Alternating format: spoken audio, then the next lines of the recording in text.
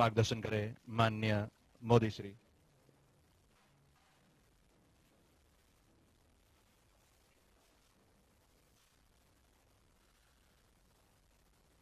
वाहेगुरु जी का खालसा, वाहेगुरु जी की फतेह।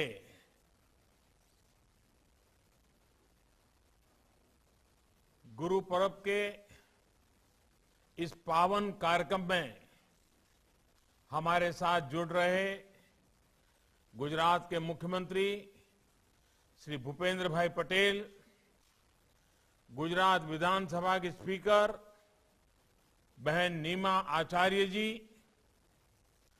राष्ट्रीय अल्पसंख्यक आयोग के अध्यक्ष श्रीमान इकबाल सिंह जी, संसद के मेरे साथी विनोद भाई चावड़ा, लखपत गुरुद्वारा प्रबंधक समिति के प्रेसिडेंट राजू भाई, जगतार सिंह गिल जी, वहां उपस्थित अन्य सभी महानुभाव, सभी जनप्रतिनिधिगण और सभी श्रद्धालु साथियों, आप सभी को गुरु पुरब की हार्दिक शुभकामनाएं। मेरा सौभाग्य है कि आज के इस पवित्र दिन मुझे लखपत साहब से आशीर्वाद लेने का अवसर मिला है। मैं इस कृपा के लिए गुरु नानक देव जी और सभी गुरुओं के चरणों में नमन करता हूं। साथियों, गुरुद्वारा लखपत साहिब समय की हर गति का साक्षी रहा है। आज जब मैं इस पवित्र स्थान से जुड़ रहा हूं तो मुझे याद आ रहा है कि अतीत में लखपत साहब ने कैसे कैसे झंझावातों को देखा है। एक समय ये स्थान दूसरे देशों में जाने के लिए, व्यापार के लिए एक प्रमुख केंद्र होता था। इसीलिए तो गुरु नानक देव जी के पग यहां पड़े थे। चौथी उदासी के दौरान गुरु नानक देव जी कुछ दिन के लिए यहां रहे थे, लेकिन समय के साथ ये शहर वीरान हो गया। समंदर भी इसे छोड़कर दूर चला गया। सिंध दरिया ने भी अपना मुख मोड़ लिया। 1998 के तूफान से, समुद्री तूफान से इस जगह को, गुरुद्वारा लखपत साहब को काफी नुकसान हुआ और 2001 के भूकंप को कौन भूल सकता है। उसने गुरुद्वारा साहब की 200 साल पुरानी इमारत को बड़ी क्षति पहुंचाई थी, लेकिन फिर भी आज हमारा गुरुद्वारा लखपत साहिब वैसे ही गौरव के साथ खड़ा है। मेरी तो बहुत अनमोल यादें इस गुरुद्वारे के साथ जुड़ी है। 2001 के भूकंप के बाद मुझे गुरु कृपा से इस पवित्र स्थान की सेवा करने का सौभाग्य मिला था। मुझे याद है तब देश के अलग अलग हिस्सों से आए शिल्पियों ने, कारीगरों ने इस स्थान के मौलिक गौरव को संरक्षित किया। प्राचीन लेखन शैली से यहां की दीवारों पर गुरुवाणी अंकित की गई। इस प्रोजेक्ट को तब यूनेस्को ने सम्मानित भी किया था।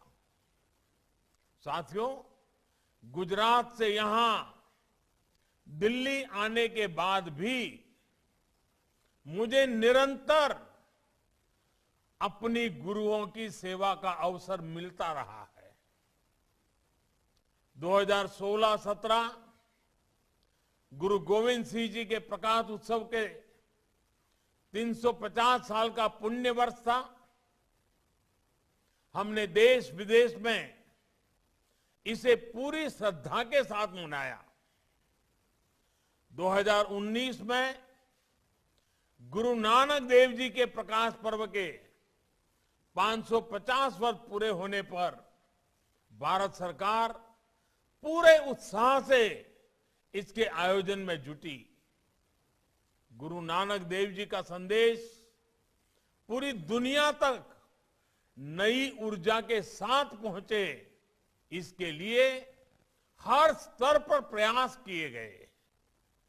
दशकों से जिस करतारपुर साहिब कॉरिडोर की प्रतीक्षा थी, 2019 में हमारी सरकार ने ही उसके निर्माण का काम पूरा किया और अभी 2021 में हम गुरु तेग बहादुर जी के प्रकाश उत्सव के 400 साल मना रहे हैं। आपने जरूर देखा होगा, अभी हाल ही में हम अफगानिस्तान से ससम्मान गुरु ग्रंथ साहब के स्वरूपों को भारत लाने में सफल रहे हैं। गुरु कृपा का इससे बड़ा अनुभव किसी के लिए और क्या हो सकता है। अभी कुछ महीने पहले जब मैं अमेरिका गया था, तो वहां अमेरिका ने भारत को 150 से ज्यादा जो भारत की ऐतिहासिक अमानत थी, जो कोई न कोई चोरी करके ले गया था, वो 150 से ज्यादा ऐतिहासिक वस्तुएं हम वापस लाने में सफल हुए हैं। इसमें से एक पेश कब्ज यानी छोटी तलवार भी है, जिस पर फारसी में गुरु गोविंद सिंह जी का नाम लिखा है। यानी ये वापस लाने का सौभाग्य भी हमारी ही सरकार को मिला। मुझे याद है कि जामनगर में 2 साल पहले जो 700 बेड का आधुनिक अस्पताल बनाया गया है, वो भी गुरु गोविंद सिंह जी के नाम पर है। और अभी हमारे मुख्यमंत्री भूपेंद्र भाई इसका विस्तार से वर्णन भी कर रहे थे। वैसे ये गुजरात के लिए हमेशा गौरव की बात रहा है कि खालसा पंथ की स्थापना में अहम भूमिका निभाने वाले पंज प्यारों में चौथे गुरसिख भाई मोकम सिंह जी गुजरात के ही थे। देवभूमि द्वारका में उनकी स्मृति में गुरुद्वारा बेट द्वारका भाई मोहकम सिंह का निर्माण हुआ है। मुझे बताया गया है कि गुजरात सरकार ने लखपत साहिब गुरुद्वारा और गुरुद्वारा बेट द्वारका के विकास कार्यों में बढ़ोतरी में भी पूरा सहयोग कर रही है, आर्थिक सहयोग भी कर रही है। साथियों, गुरु नानक देव जी ने अपने संवादों में कहा है, गुर प्रसादी तनु हरि लाभ है, मिटे अज्ञान होई उजियारा। अर्थात गुरु के प्रसाद से ही हरि लाभ होता है, यानी ईश्वर की प्राप्ति होती है और अहम का नाश होकर प्रकाश फैलता है।